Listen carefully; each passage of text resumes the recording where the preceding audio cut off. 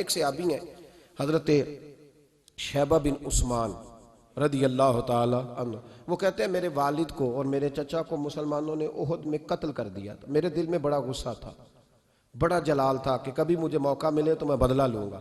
کہتے ہیں فتح مکہ کے بعد نبی پاک علیہ السلام حوازن کی جنگ کے لیے نکلے. مجھے پتا چلا حضور جا رہے ہیں تو میرے اندر شعلے بھڑک رہے تھے انتقام کے. روز میں منصوبہ بندی کرتا، پلاننگ کرتا کہ کسی طریقے سے میں ان تک پہنچوں گا اور بدلہ لوں گا. کہتے ہیں نبی کریم علیہ السلام نا حوازن کے لیے پہنچ چکے تھے. فرماتے ہیں میں بھی جنگ میں جا کے شریک ہو گیا اور میں نے طریقہ اس طرح کا اختیار کیا کہ کسی طریقے میں حضور تک پہنچ جاؤں. فرماتے ہیں لڑتے لڑتے، لڑائی کے دو طریقے ہوتے تھے. کبھی تو ایسے ہوتا تھا کہ ایک دو آدمی مل کے آپس میں لڑتے تھے، پھر گمسان کا رن پڑتا تھا، گھمبیر ہو جاتی تھی جنگ، سمجھ نہیں آتی تھی تیر کہاں سے آیا، نیزہ کہاں سے آیا. فرماتے جب گمسان کا رن پڑا نا، مجھے موقع مل گیا، میں حضور کے قریب پہنچ گیا. حضرت شیبہ بن عثمان رضی اللہ تعالیٰ عنہ کہتے جب میں پہنچ گیا تو میں نے نا دیکھا کہ اب حضور کے قریب لوگ نہیں ہیں. فرماتے میں نے نا فوراً تلوار اٹھائی، تلوار اٹھا کے میں حضور کو معاذ اللہ شہید کرنے ہی لگا تھا کہ ایک نور چمکا حضور کے سامنے.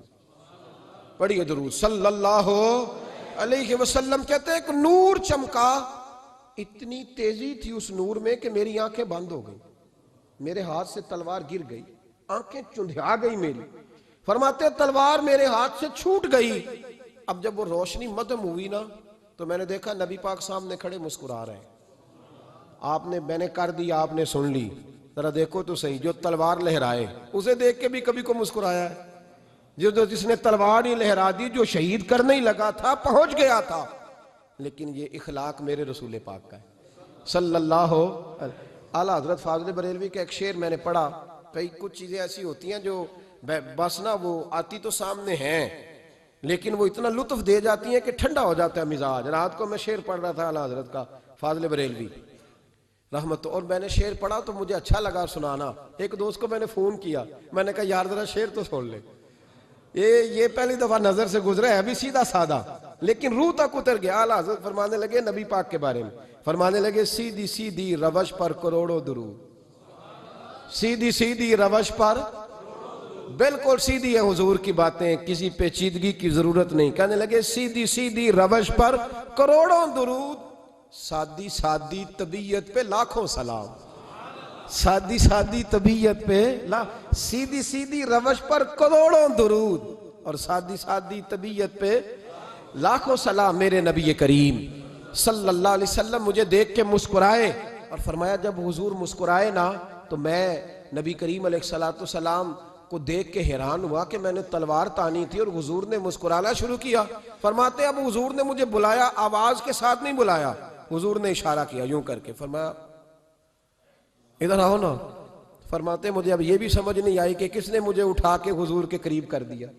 فرماتے میں نبی کریم کے قریب گیا تو حضور نے میرے دل پر 3 تھپکیاں دی.